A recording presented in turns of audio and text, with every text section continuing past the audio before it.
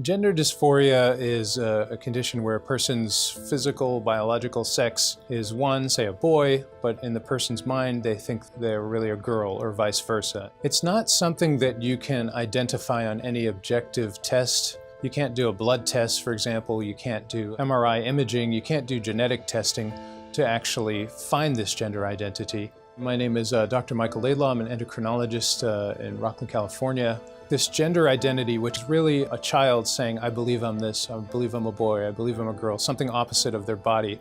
Once they say that, they go down this road of gender affirmative therapy. That consists of social transition, wearing, say, stereotypical clothes of the opposite sex to pretend that they're the opposite sex, then these puberty blockers, then these cross-sex hormones, and then finally surgical modifications to the body to try to make the person appear that they're the opposite sex. Puberty blockers are powerful hormones. They act on a small gland in the brain called the pituitary, and this controls the sex organs. For example, testicles make testosterone, ovaries make estrogen, and the pituitary controls that happening. Now, these blockers stop this action, and then whereas, say, a girl is in age 9 and continuing or beginning to develop in puberty and should continue on until a full adult woman, it's stopped. Once you stop it, there are various harms and problems that occur afterwards. Unfortunately, many of our professional organizations are advocating for this, including Endocrine Society.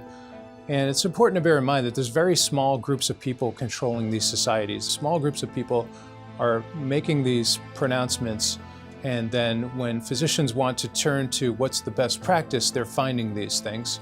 And there's no rigorous research done, there's no controlled studies. It's very poor research, but it's, I guess, politically correct to go down these roads by these organizations.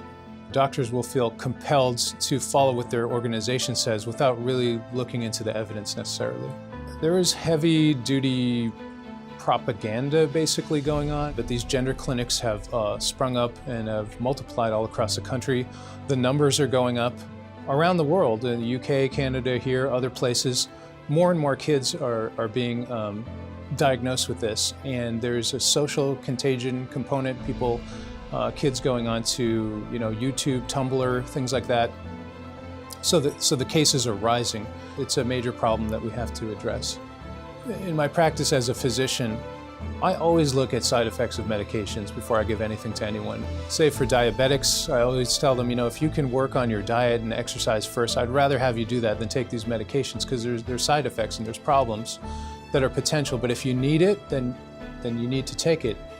With this, I can see no need to take these medications. I see the risks as being very high, and I see children as a very vulnerable population, can't speak up for themselves, and their parents are often propagandized by this movement. I've met a lot of these parents.